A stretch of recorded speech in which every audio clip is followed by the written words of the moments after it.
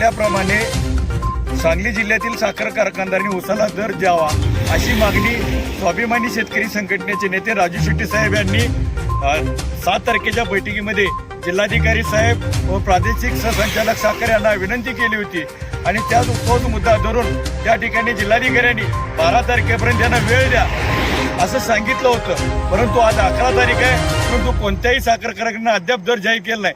त्यामुळं आज सोनेराज सहकारी साखर कारखाना तसंच क्रांती सहकारी साखर कारखान्याची वाहनं या ठिकाणी जुना सांगली तासगाव रस्ता, सांगली तासगाव तसंच सांगली सातारा रस्ता या ठिकाणी हिंगणगाव खुर्द या ठिकाणी वाहनं अडवली होती.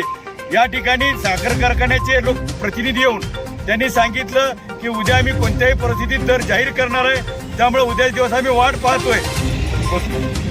जर उद्या या सांगली जिल्ह्यातील साखर कारखानदारांनी दर जाहीर नाही केला कोल्हापूर पॅटर्न प्रमाणे तर एकही वाहन उसानं भरलेलं या ठिकाणी रस्त्यावर चालू देणार नाही.